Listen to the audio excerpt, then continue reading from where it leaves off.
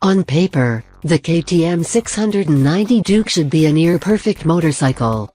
Or so I thought a few years ago when I stole my friend CJ Wilson's from his garage to go play for the day. Super low weight, super big single engine, comfy ergonomics, what's not to love? Vibrations. Vibrations are not to love. At the time, I called the KTM 690 Duke the closest thing I'd ever ridden to a surgeon's scalpel, which should have resulted in a glowing review. The only problem was that KTM's ready-to-race philosophy brought about 0 attempts at vibration reduction, and I couldn't stand being on the thing on a freeway for more than 5 miles. Yes, I'm both sort of a sissy and also very sensitive and ticklish. No, there aren't many good riding roads within 5 miles of my house, which meant I couldn't really love the little Duke. Then came last November, which meant new bike season, and a new 690 Duke was released, as well as the Husqvarna 701 Supermoto, which borrowed the old 690 Duke's motor. I wrote all about the new Duke's reworked engine and second counterbalancer shaft. But I remain skeptical as memories of riding down the freeway with both feet off the pegs and my left hand off the bars haunted me. The 701 Supermoto launch came and went, and I was incredibly impressed with Husqvarna's ability to reduce vibrations through some additional rubber mounting and tinkering with the bike's timing. It's the first real, or actually good, supermoto offering in too long, and it actually isn't too miserable on the freeway. Naturally, I fell in love with the bike. But then I rode the new 2016 KTM 690 Duke. Now that there is a real thing.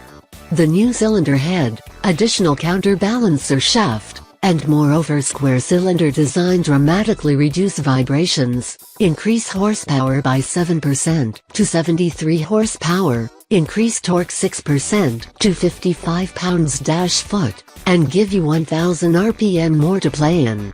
The Duke, while still noticeably a single, is almost shockingly free of vibrations, and even the power gains are noticeable. I'm terrible at wheelies, but this thing made them a dream. Everything else we loved about the Duke remains. The sharp handling, the non-existent weight. The new instrument panel does wonders for making the bike not feel cheap, although it is nearly impossible to read in the sunlight. My only real issues with the bike come from the front brake and the fact that KTM won't bring the 690R or its cornering traction control to the use, but I can't do much about the latter. The single 320mm disc and 4-piston, radially mounted Brembo caliper should be enough to do a decent job of slowing a bike this light, but I had several instances where it didn't come close to getting the job done, and even at times where I was riding at normal speeds in neighborhoods just trying to avoid cars jumping into the street. A new master cylinder and steel lines would be first on my list. So now I'm torn. The 701 Supermoto is prettier, cooler, and turns me into even more of a dickhead, which is really fun. But the Duke makes more power, handles the fast stuff better, has a nicer display, and is way better on the freeway. It's also over $2,000 cheaper at $8,999. Decisions. The 701 may have my heart, but the KTM 690 Duke might be the hardest bike to pass on in motorcycling right now.